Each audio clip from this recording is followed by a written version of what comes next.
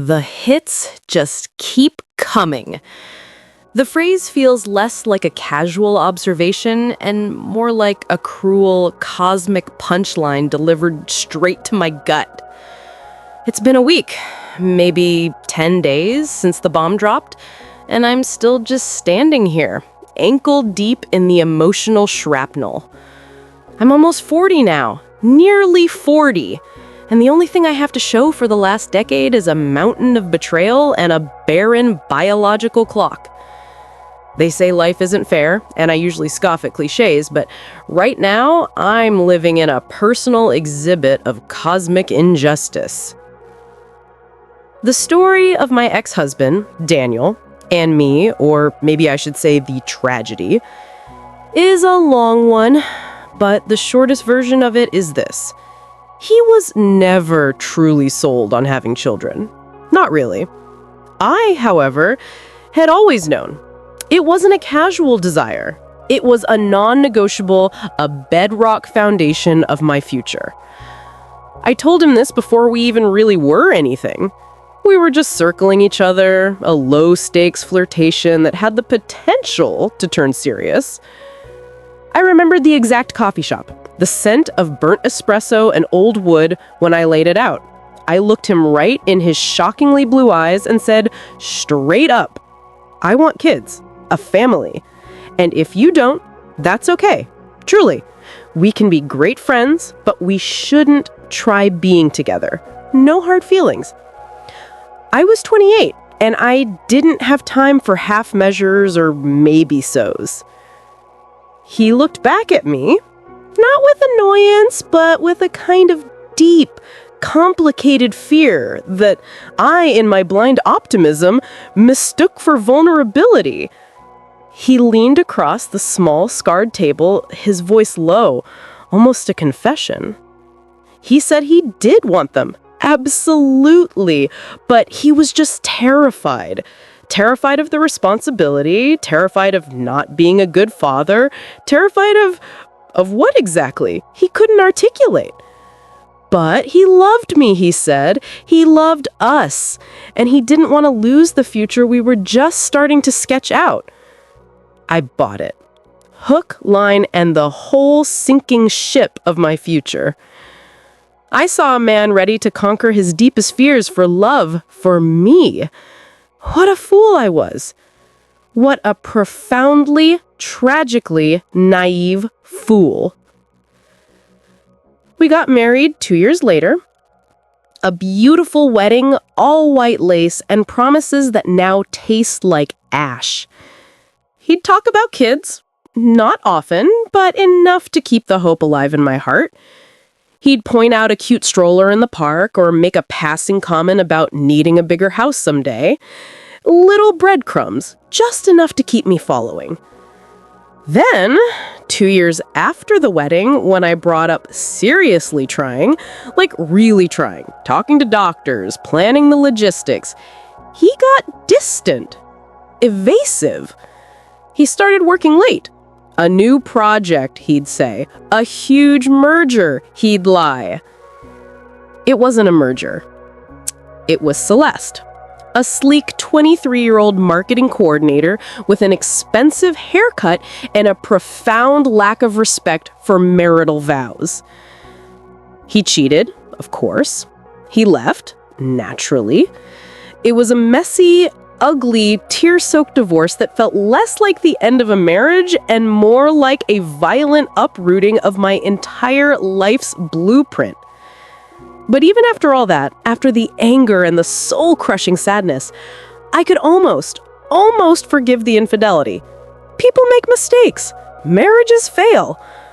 But the children, the absolute venomous lie about the children, that was the unforgivable sin. After he left, the truth came out, or at least the new truth, the one he was peddling to justify his monstrous behavior. He suddenly, vehemently, angrily did not want kids. Not a casual, I'm on the fence, or an I prefer a quiet life. No, it was a fierce, almost violent rejection of fatherhood.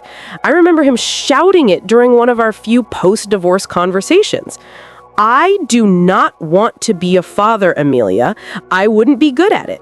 I'm happy being an uncle. That's enough for me." His face was contorted, his voice sharp and final, as if the very idea was repellent. It felt like a deliberate amputation of the future we had planned, a way to punish me for having dreams he couldn't, or wouldn't, share. It wounded me deeply, but in a perverse way, it gave me a kind of closure. I wasn't good enough, but at least he wasn't going to inflict his cowardice on another woman. Except, of course, that was another lie. Just another layer in the edifice of deceit he'd built around me. I've always had this dark, intuitive knowledge, this nasty little voice in the back of my mind that whispered, "He will have kids, just not with you." It was a certainty, a cold, hard fact woven into the fabric of his character. He'd find a woman who made it easier, a woman he felt less pressure from, a woman who maybe had a different timeline, and he'd cave. He'd suddenly find the courage he claimed didn't exist. I knew it. I just didn't expect the confirmation to hit me like a runaway train. Last week, through the twisted, unavoidable grapevine of mutual acquaintances, I found out. My gut clenched instantly, a physical premonition of pain. I didn't even need to hear the details. The text from an old college friend was vague. "Did you hear about Daniel and his new wife, Chloe? Big news." Big news indeed. I called him, a stupid, desperate move that I instantly regretted, but I needed to hear the lie, the truth, something from the source. The phone rang 3 times before he picked up. His voice was smooth, annoyingly calm, the sound of a man who hadn't lost a single night of sleep over the wreckage he'd created. I skipped the small talk. I went straight for the jugular. "I hear you have big news, Daniel." And he confirmed it, in maybe the douchiest, most breathtakingly casual way possible. He actually chortled, a small, smug sound, and then said, "Oh, you mean the little ones? Yeah, they're here." The little ones. Plural. The word felt like a physical blow. Twins! He was a father to twins! The man who had screamed at me about his resolute, unshakable lack of paternal instinct. I managed to choke out the question that had been haunting me for years, the one that was both a plea for the truth and a final accusation. "I thought you didn't want kids, Daniel. You said you vehemently didn't want to be a father. You said you wouldn't be good at it." His response? Oh, his response is a masterpiece of self-justification and utter emotional callousness. It's a quote I will carry with me for the rest of my life, a diamond-hard shard of betrayal. He paused, a dramatic little sigh of the put upon, and then said, "I'm still not entirely convinced I want to be a father, Amelia, but it's out of my control now." Out of his control. Another lie, clearly, as if this was an accident, as if he hadn't chosen to marry a new, younger woman, chosen to get intimate, chosen to not take precautions, as if fate had simply dropped 2 bundled infants onto his perfectly manicured lawn. He had a choice. He always had a choice. He just chose not to have that family with me. Even though I knew it would happen, even though that dark intuition had been whispering the script for years, I am utterly, completely devastated. It's a bone-deep grief that has nothing to do with him as a man, and everything to do with the dream he stole. I am nearly 40. The chances are dwindling like sand in an hourglass. I have no one right now. I'm alone in this ridiculously expensive apartment that suddenly feels too quiet, too big. And most likely, I won't get to have kids. Not the way I dreamed. Not the easy, natural way within a loving, committed marriage. And he has everything. The family, the children, the fresh start, the clean slate. Everything I ever wanted, and he never even wanted it for himself. He took it all, casually, like pocket change. How is that fair? I know, the great universal truth, life isn't fair, but come on. This man, this despicable, silver-tongued man, lied to me for years, treated me so badly during the end of our marriage, and now he gets to go off and have a fabulous life? He's the star of his own second act.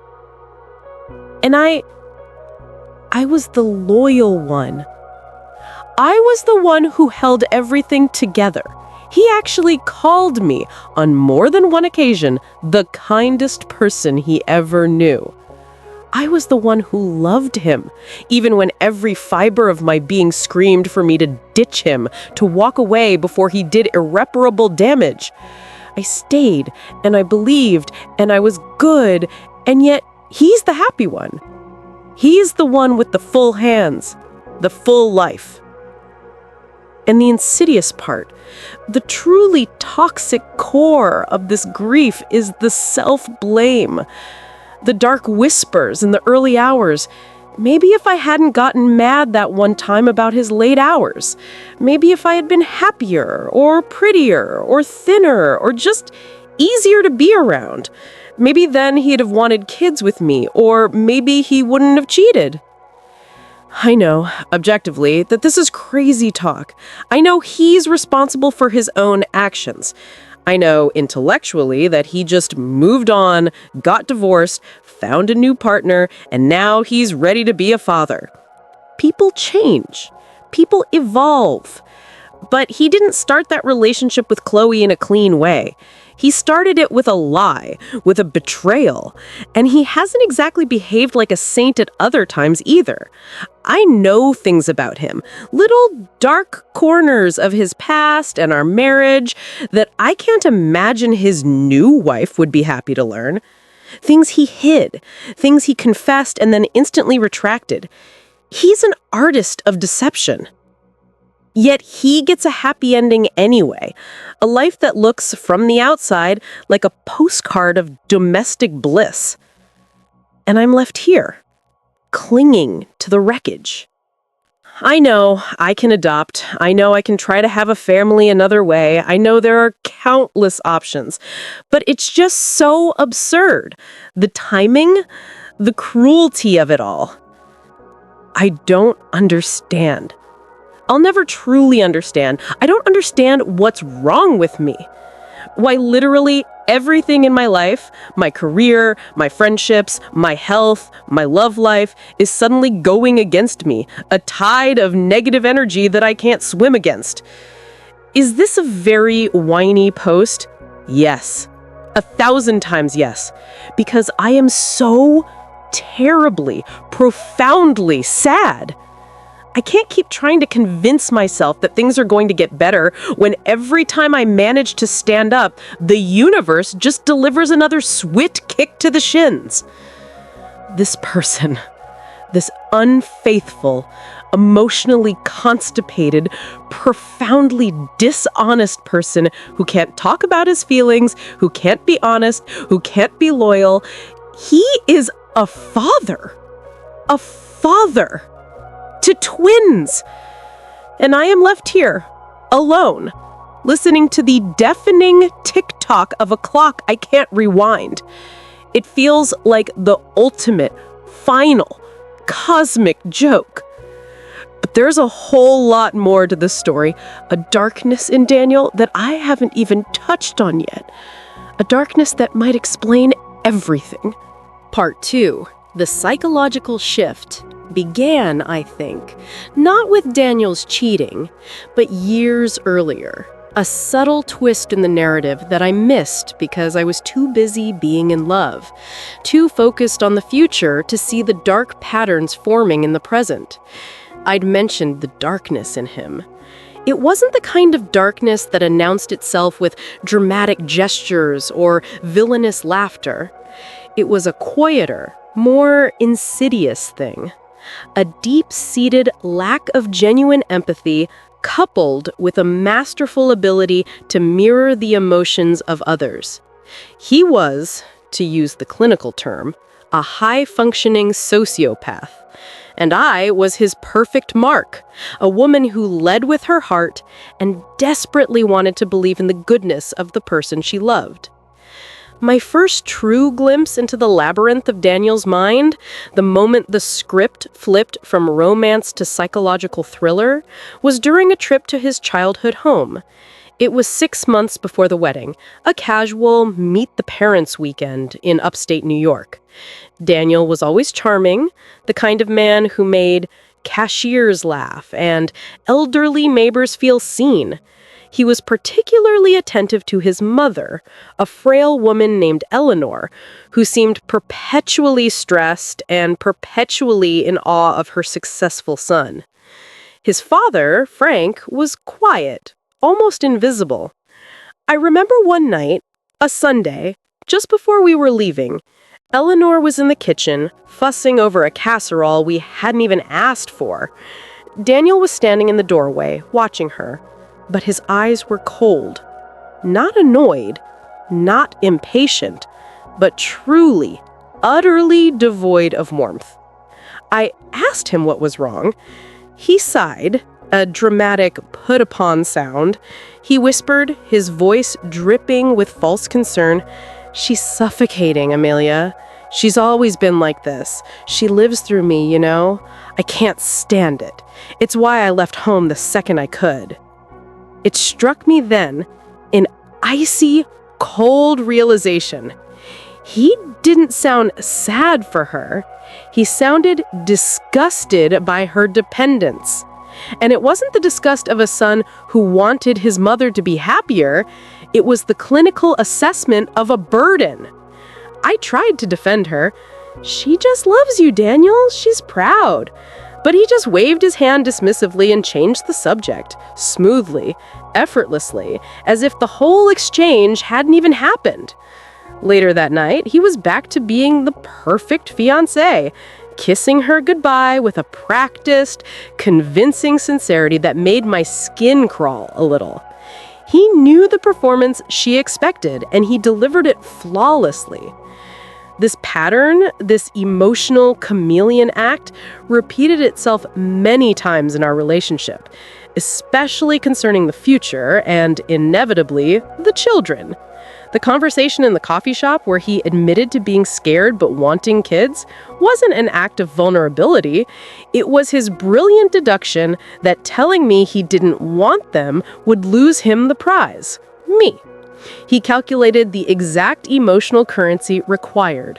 I wanted a man who was scared, but committed. So he delivered. He said he did want them, but was scared. After we got married, the lie became a different kind of tool. It became a way to control the timeline, to keep me compliant and hopeful. He'd say we'd have kids, but always with a caveat. Next year, when the merger is final, after we buy the house with the bigger yard. The goalposts were constantly moving, always just within reach, but never attainable. I, the loyal one, the one he called the kindest person he ever knew, kept believing. I kept optimizing myself for the life we were supposed to have. I tried to be happier or prettier or thinner or just easier to be around. I even started reading self-help books, convinced that if I could just eliminate all the stress in my life, he would feel safe enough to take the next step. I was performing for him too, it turns out, but his performance was genuine. It was fueled by love.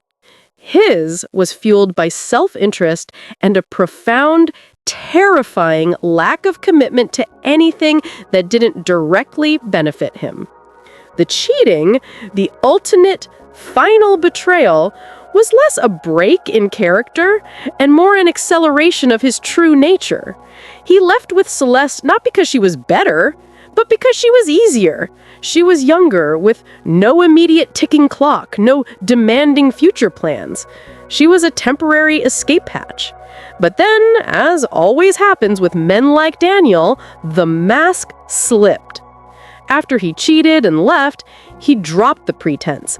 He could afford to be honest now because he had what he wanted. Freedom from our life, freedom from the expectations. That's when it became venomous. It became, I do not want to be a father. I wouldn't be good at it. I'm happy being an uncle. The vehemence, the anger, that wasn't just him telling the truth. That was him rewriting history, retroactively invalidating every dream we had shared, every conversation we had, to make me look like the naive fool who dragged me down the aisle. He wasn't just saying he didn't want kids now, he was yelling that he never did, effectively saying that our entire relationship was predicated on a lie. The divorce was brutal, but I found a kind of perverse strength in the anger. I focused on rebuilding my career, on my friendships, on creating a life so undeniably good that he would, eventually, regret leaving. But even in my attempts to move on, the intuition, the dark, nagging voice, persisted. I've always known he'd end up having kids. Because men like Daniel only say no to the future when it doesn't suit them at that exact moment. He needed to deny it with me to escape the marriage. He would embrace it with the next woman when it became beneficial. And then, last week, the text came, the confirmation that I was right. But the reality was so much worse than the intellectual certainty. Twins. Not just one. A quiet concession to domesticity, but a grand, bold statement. A full house. A double life. The phone call was a deliberate act of self-harm. I needed to hear the lie one last time, to confirm the depths of his villainy. I thought you didn't want kids. My voice was flat, devoid of the tears I was swallowing whole. His reply, the douchiest way possible, I hear it now, every time I try to sleep.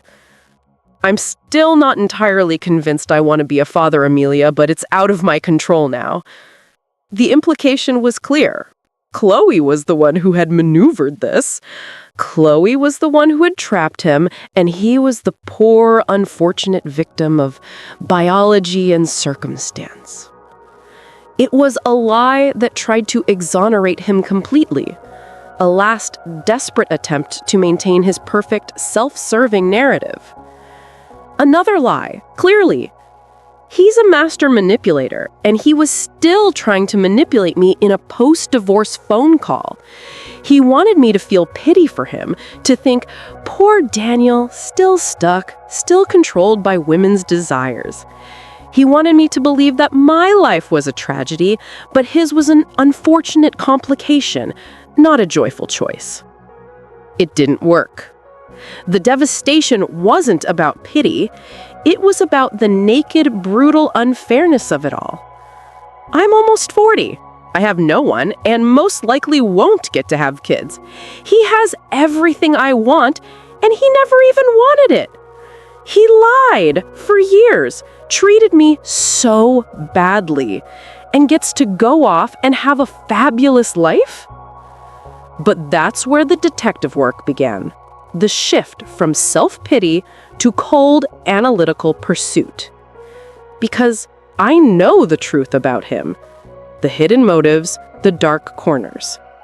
He started that relationship in such a shitty way, with an affair, a deception, a violent tearing down of our life, and he has not behaved all that well at times.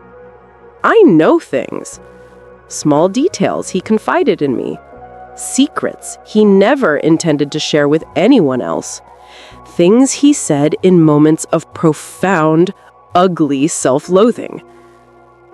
I can't imagine his new wife, Chloe, would be happy if she knew what he was doing or what he was saying. I can't imagine she knows that he's still telling people, telling me that he's not entirely convinced about being a father even while he's changing their diapers. That means he is still lying, still performing. And if he's lying to her about this fundamental thing, what else is he lying about? The psychological thriller isn't over. Daniel gets a happy ending anyway, or so it seems. But happy endings built on a foundation of lies are inherently unstable. They are primed for collapse.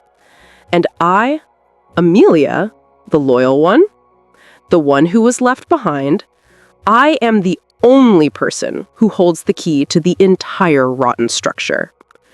My sadness, my devastation, is real.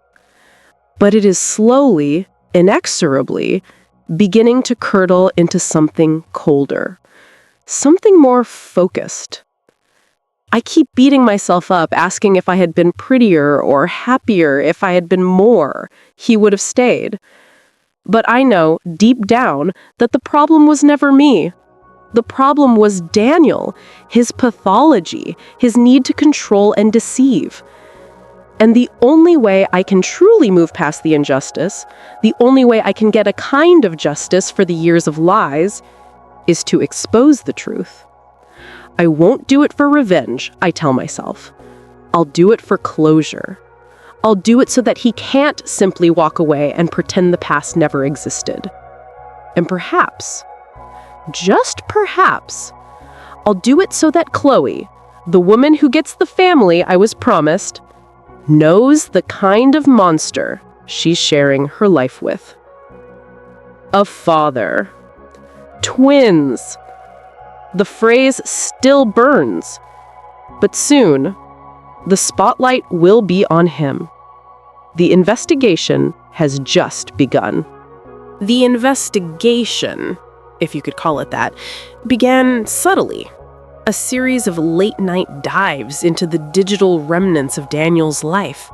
It wasn't a detective agency, it was just me, Amelia, armed with a high-end laptop, 4 years of shared passwords he was too lazy to change entirely, and a profound, chilling clarity.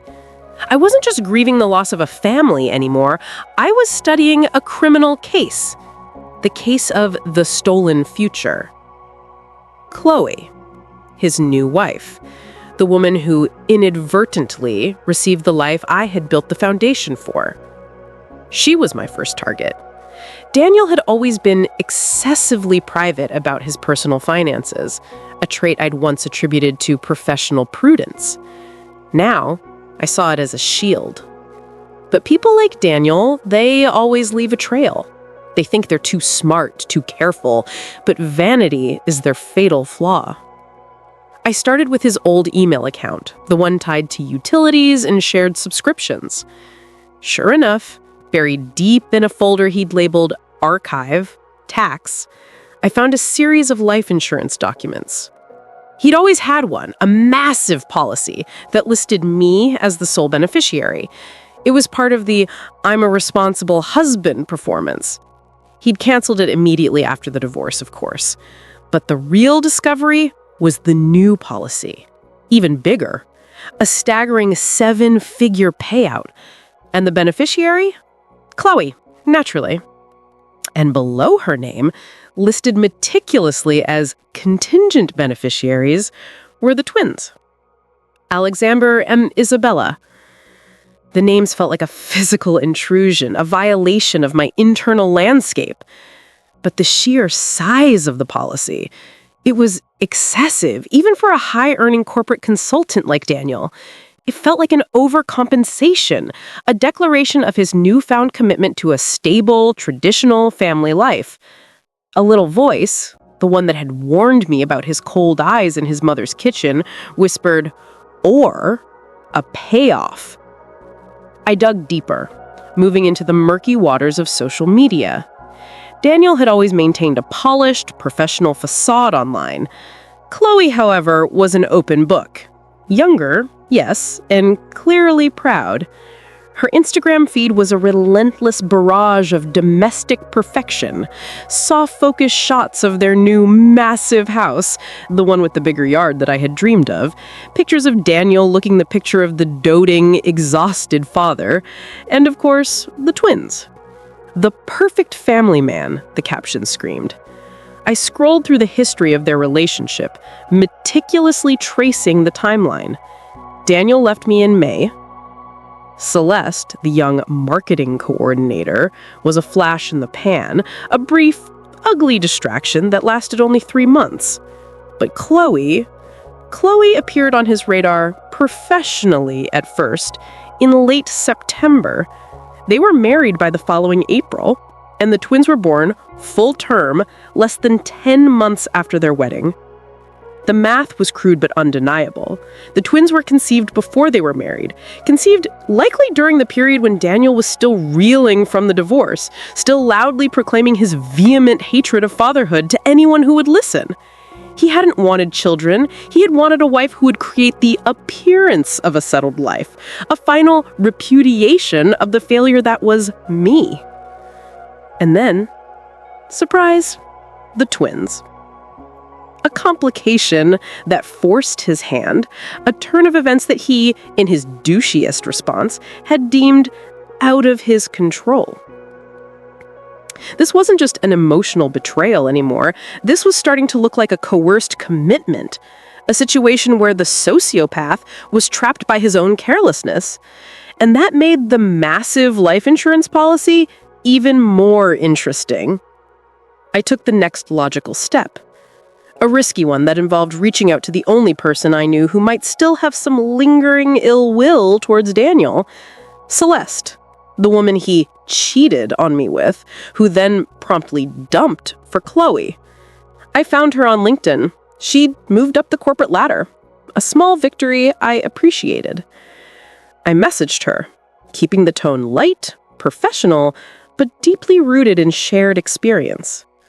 "Celeste, this is Amelia, Daniel's ex-wife. I know this is awkward, but I think we might have a shared interest in understanding Daniel's timeline a little better. He's recently become a father to twins, and I have some questions about his state of mind right after our divorce." Her reply came back within the hour. No shock, just cold, sharp interest. "Amelia, I'm not surprised you reached out. I've always known there was something profoundly wrong with that man. Call me." The conversation with Celeste was a revelation, a missing piece of the puzzle that made the whole picture horrifyingly clear. Celeste wasn't the sweet, naive girl I'd imagined. She was sharp, calculating, and absolutely furious about how Daniel had discarded her. She confirmed the timeline. Daniel was obsessed with his freedom post-divorce. He was enjoying the single life, the lack of responsibility. He had been categorical with her. No strings, no future, and absolutely, positively no children. He'd even used the same lines with her that he'd used with me. "I wouldn't be a good father. I'm happy being an uncle." The script was identical, delivered with the same convincing, fearful vulnerability. But then, Celeste said, something shifted. Right around the time Chloe entered the picture, Daniel started pulling away. Not with the usual lies, but with a kind of panicked intensity. He was secretive. He was constantly checking his phone. When she pressed him, he didn't confess to Chloe. He confessed to a problem. He was terrified, Amelia, Celeste told me, her voice echoing the shock. He was convinced someone was following him. He thought his financials were being scrutinized. He thought someone from his past was trying to sabotage his career. He kept saying, "I need to clean up my act. I need to look impeccable, or they'll use this against me." Who they were, he wouldn't say. But the shift from carefree bachelor to paranoid executive happened overnight. And Chloe, the perfect, stable, family-oriented woman, was his immediate solution. She wasn't just a new wife, she was a shield. She was part of the impeccable image he needed to project. Then Celeste dropped the true bombshell. He was talking about a massive liability, Amelia, something from years ago, something I think he thought he had buried. He said if it ever came out, it would ruin his career, his reputation, everything. And he was certain, absolutely certain that someone was digging. A massive liability. Something from years ago. Something that required a sudden, drastic image makeover, culminating in a rushed marriage and a public display of domesticity. And then, the twins, conceived in the middle of this existential panic. The pieces clicked into place, not as a tragedy of a failed marriage, but as a conspiracy of self-preservation. Daniel didn't have twins because he finally found a woman he loved enough to start a family with. He had twins because he needed the ultimate cover, the unassailable image of the devoted, trustworthy family man. He needed it to distract from the dark secret he was terrified would surface. I hung up with Celeste, my hands shaking, not from sorrow, but from a sudden, dizzying sense of cold focus. The tears were gone. They had been replaced with a fierce, almost clinical determination. The game had changed. This wasn't about winning back a dishonest husband or even finding personal closure. This was about finding the key to his fear, the skeleton in the closet that was forcing this incredible, elaborate performance. I went back to the old emails, to the things he had said in moments of profound, ugly self-loathing. I remembered a strange, cryptic argument we had a few months before the cheating, an argument that seemed nonsensical at the time. We were driving late and he was agitated about a business deal that had fallen through. He suddenly lashed out, not at me, but at the world. They always want something, Amelia. They always come back for their piece. I paid my debt, damn it. I shouldn't have to keep paying. I asked him what he meant. He just looked at me, his eyes wide and vacant, and said, "Nothing, honey, just stress. Forget it." But I never forgot the raw, unfiltered terror in his voice. I paid my debt.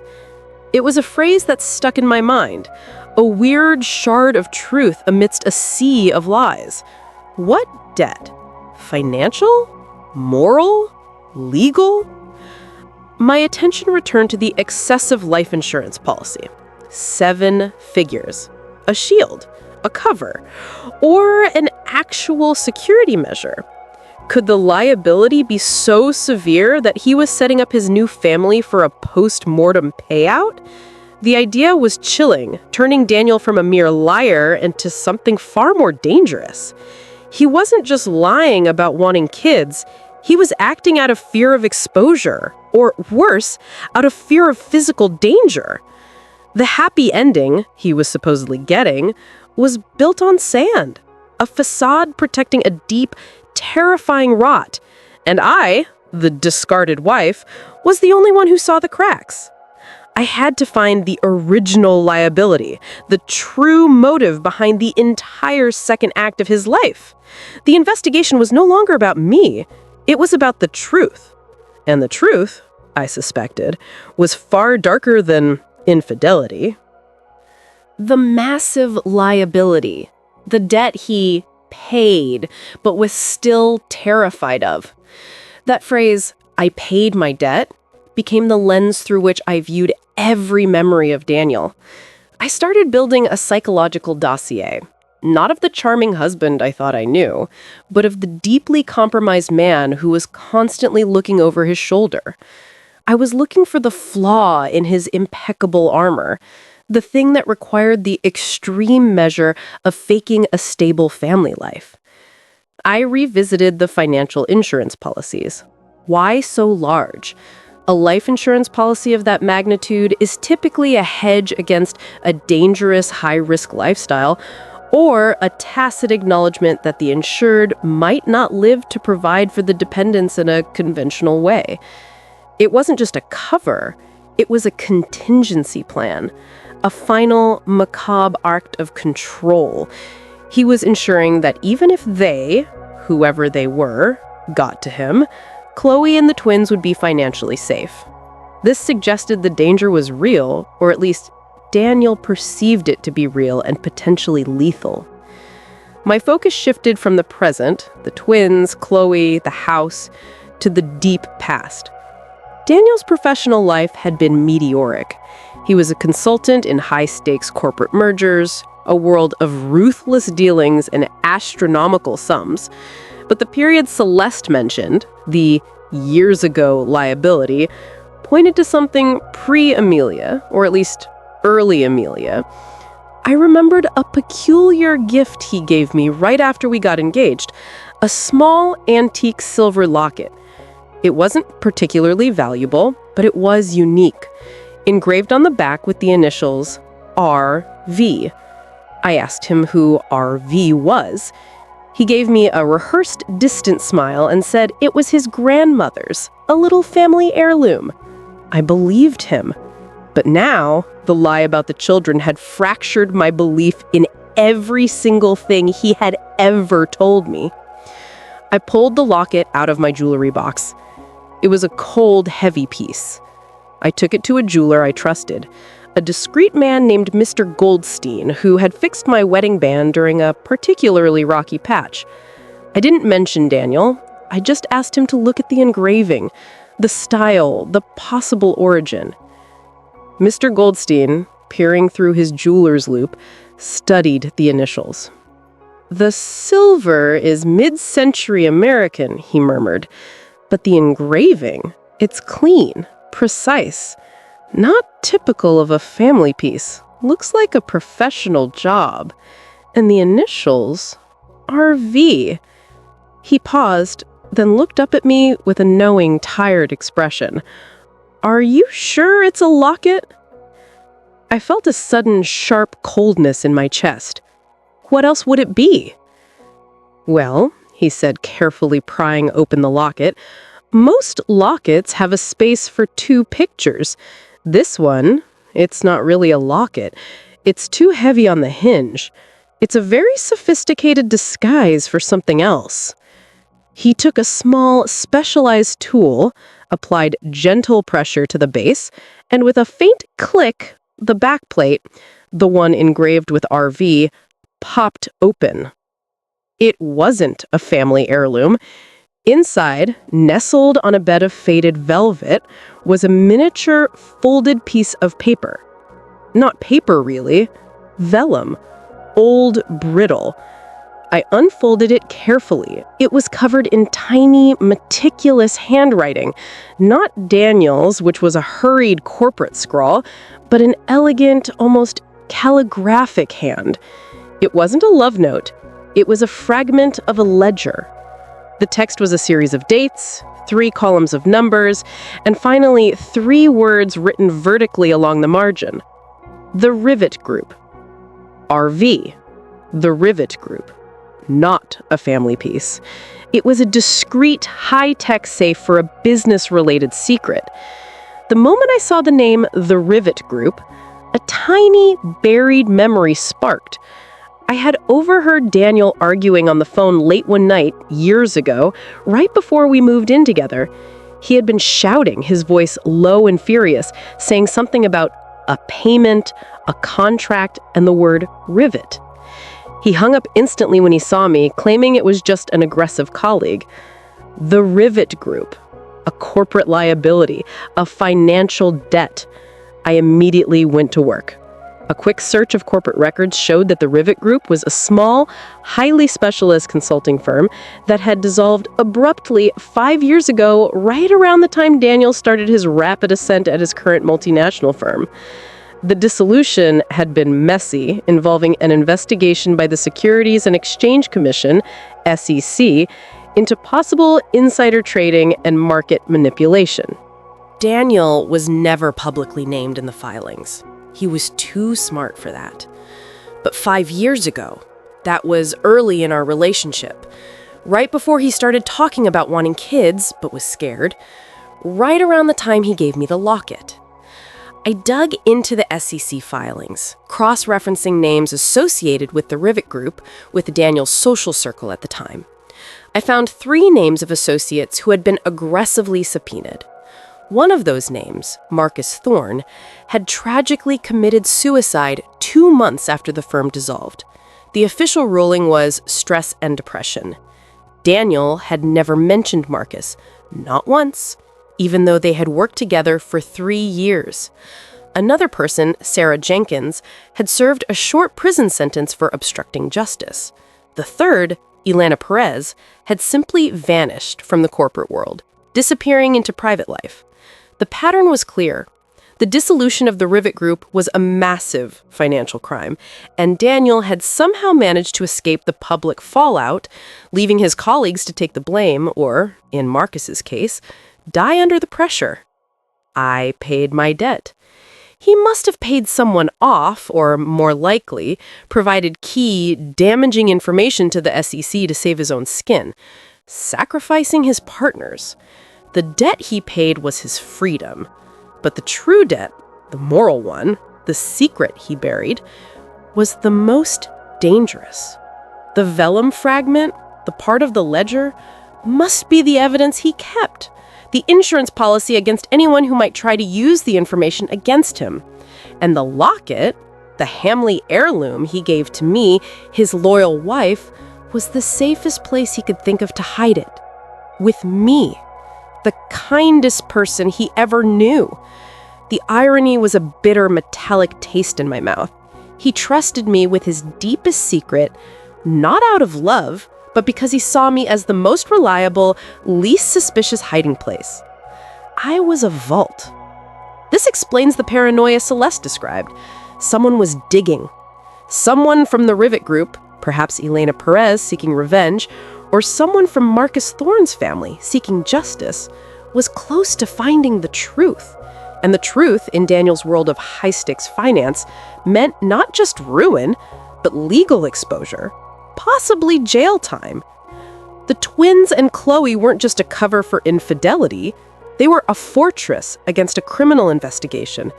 Who would suspect the devoted new father of twins of being a financial criminal whose actions may have led to a colleague's suicide?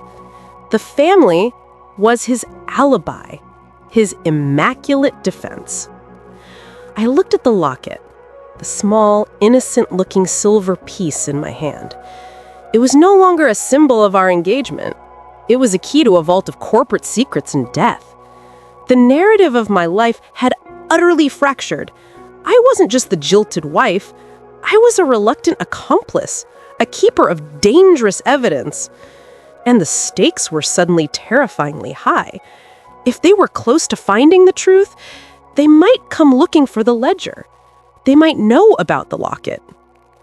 Daniel didn't just walk away from me. He deliberately left me holding a piece of evidence that could destroy him. And if he knew I had it, if he suspected I had opened it, my life was no longer just sad, it was in danger. I was a witness, a custodian of the truth he killed to bury. I was nearly 40, alone, and now, unwittingly, deeply entangled in a white-collar crime turned deadly secret. The unfairness of it all had reached a new, terrifying level. I had to decide. Keep the secret for my own safety, or use it to finally expose the monster who had stolen my life and was now risking it too. The cold reality of the locket was a seismic shift. I went from being the heartbroken, abandoned wife to a pawn in a high-stakes, potentially lethal game. The emotional pain of Daniel's betrayal, the years of lies about children and commitment, suddenly seemed trivial compared to the sheer magnitude of the criminal secret he had entrusted to me. I wasn't just wronged, I was endangered. The first, most primal instinct was to destroy the vellum, to burn the miniature ledger, to throw the silver locket into the deepest part of the Hudson River, to eliminate the evidence and extricate myself from the horrifying narrative he had forced upon me. But the loyalty, the innate sense of right and wrong that Daniel had once praised and exploited, wouldn't allow it. Marcus Thorne's suicide, the collateral damage of Daniel's avarice, demanded justice.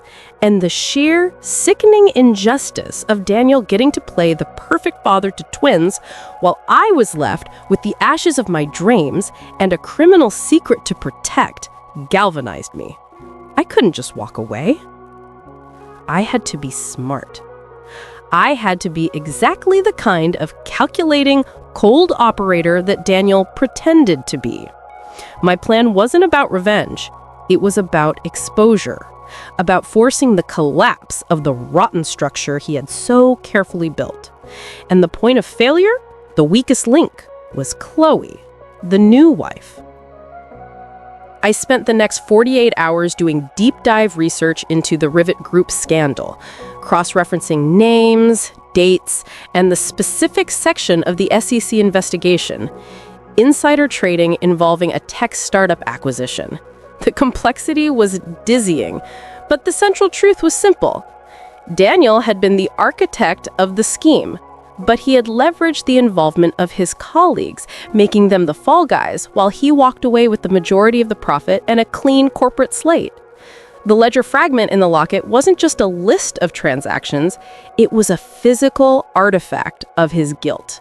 The one thing that proved his culpability beyond his testimony. I needed to get the truth to Chloe, but not with a simple phone call or an angry email. Daniel would dismiss that instantly as the bitter ravings of an ex-wife. He would deploy his charm, his pity act. Poor Amelia, she's nearly 40 and still so bitter she's making up stories. It had to be undeniable, surgical, and timed perfectly to create maximum leverage. I needed to introduce doubt, then deliver the proof. My chance came in the form of a charity gala.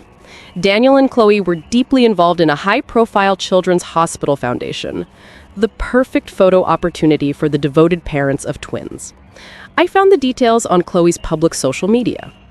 It was a black tie affair next Friday. Exclusive, secure, the perfect stage for a controlled demolition. I used my own corporate connections. I still worked in high-level public relations, a career that Daniel ironically always belittled as fluff, to secure an invitation. I wasn't just a bitter ex, I was a prominent professional in my own right. I bought a dress, a sleek sapphire blue sheath that cost a fortune and demanded attention. I didn't want to look like a woman in pain. I wanted to look like a woman in power. The night of the gala was a blur of expensive champagne and corporate smiles. I saw Daniel almost instantly. He was wearing a ridiculously expensive tuxedo, holding court by the main bar, looking every inch the successful, responsible man. Chloe was beside him, radiant, tired but happy, in a flowing gown, the new mother who had it all.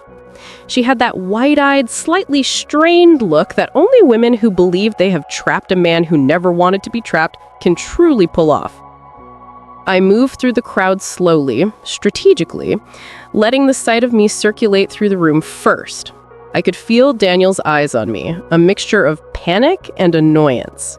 He couldn't ignore me without looking petty, but he couldn't approach me without risking a public scene. I approached a small group of his old business associates, people who had worked at his firm during the Rivet fallout. They knew enough to be wary. I didn't make a scene. I just introduced myself, offered a flawless, professional smile, and then, in a voice loud enough for Daniel, now just 10 feet away to hear, I dropped the first seed of doubt. "It's wonderful to see you all. I know Daniel's doing well, especially with the twins now. Such a surprise, isn't it?" I paused, letting my eyes meet Daniel's over the rim of my champagne glass. His smile froze. I remember him telling me, so vehemently, that he was terrified of fatherhood. Said he thought he was being followed, actually. Needed to clean up his image for, well, whatever was coming next. Good thing he changed his mind about the kids, right? They make for such a wonderful shield. The word shield was subtle enough to sound like a joke, but the cold, dead look in Daniel's eyes confirmed that he understood.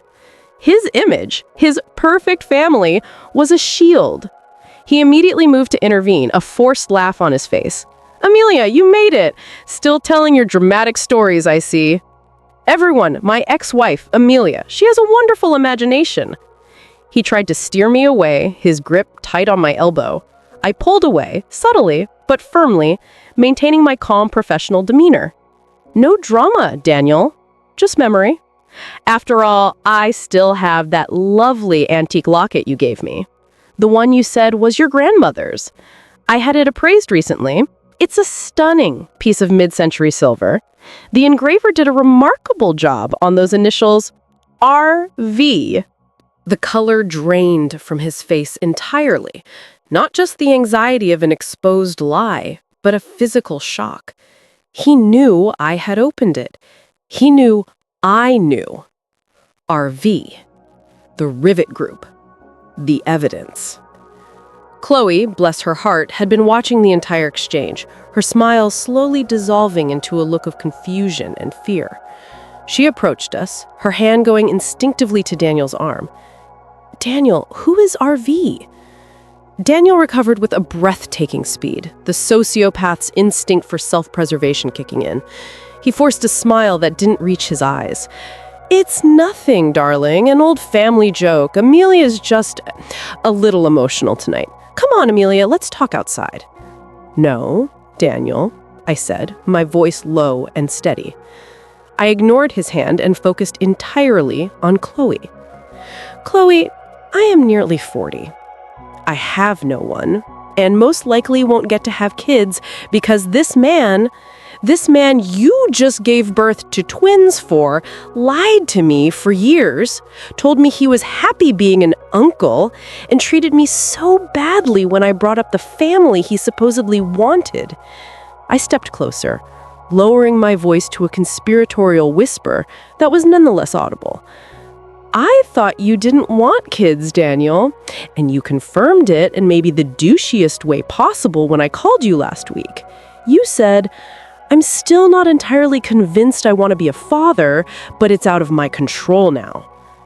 I let the weight of the words, his words, sink into Chloe's expression. The betrayal of a man who didn't even want the children she was holding.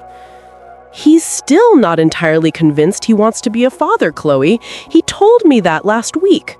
What else is he lying about? Daniel exploded. Not with anger, but with a sudden, overwhelming display of false vulnerability. Chloe, honey, she's sick. She's distraught. She's nearly 40 and she wants a family and she's blaming me for her circumstances. He played the victim perfectly, the poor, put-upon husband of a crazy ex. But the seed was planted. Chloe's eyes flickered between the man she married and the ex-wife standing before her holding the truth. She looked at Daniel, her voice trembling. Is that true, Daniel? Did you really tell her you weren't convinced? Daniel couldn't lie. Not with a witness. Not with the truth ringing in the air. It was a moment of stress, Chloe. She caught me off guard. Of course I want them now. They're here. But you didn't want them then, I interjected ruthlessly. And you certainly didn't want to be a father until the rivet group started digging. That was the final blow. The public, professional name drop. Daniel's facade completely shattered. His eyes were no longer panicked. They were lethal. He grabbed Chloe's arm hard. We are leaving. Now. He dragged Chloe away, murmuring furious, soothing lies into her ear. But the damage was done. Chloe knew. She knew he had lied to me about the children, and she knew he was still lying about his feelings. And now she had a name. The Rivet Group.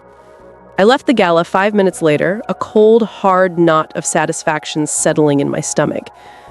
The first step was complete. Daniel was exposed, vulnerable, and terrified. I knew he wouldn't contact me directly. He would see me as the threat, the keeper of the evidence, and a dangerous wild card. The next step was the hardest. Getting the full ledger, the physical evidence that would confirm the truth to Chloe, and more importantly, to the authorities. I still only had the small vellum fragment. The real story, the true depth of his deceit, was waiting. And I knew exactly where to find it. The aftermath of the gala was a silence heavier and more oppressive than any shouting match. Daniel didn't call. He wouldn't dare. He knew I was holding a live wire, the locket, the RV fragment, and he would be calculating his next move, torn between his fear of exposure and his ingrained need for control. His absolute lack of contact was his confession. But the silence was also a shield for me. I needed time to find the complete ledger. The locket only contained a single slip of vellum, a breadcrumb of guilt.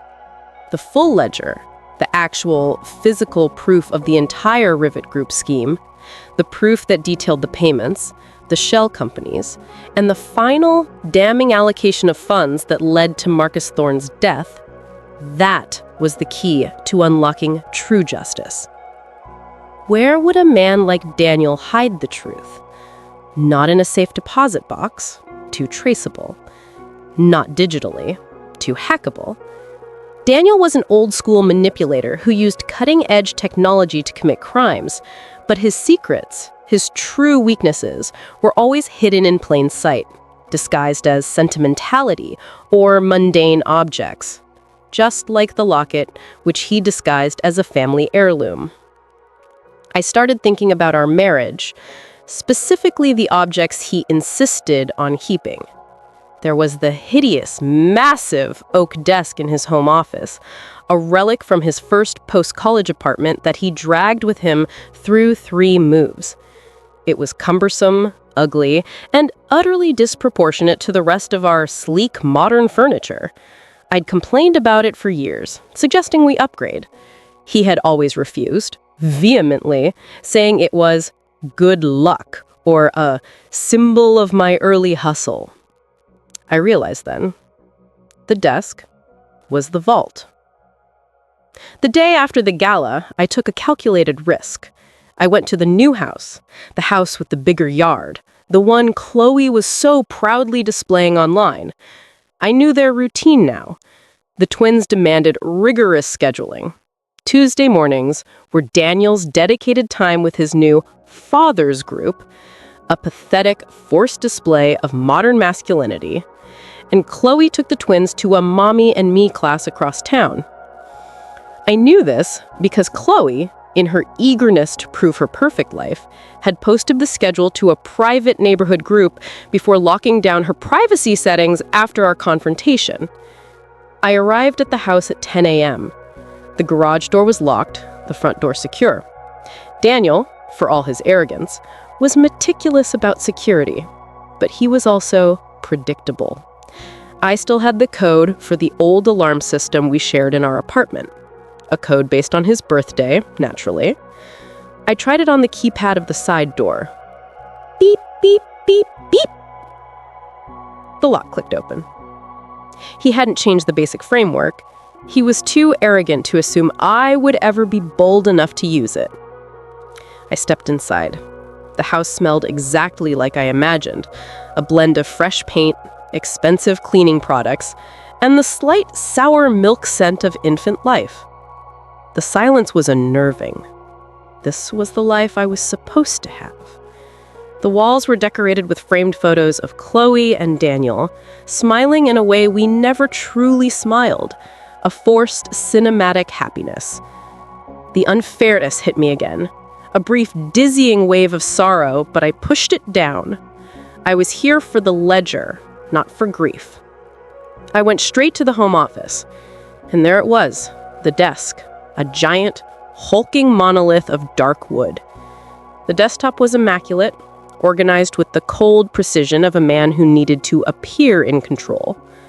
I pulled on the drawers, locked. Of course.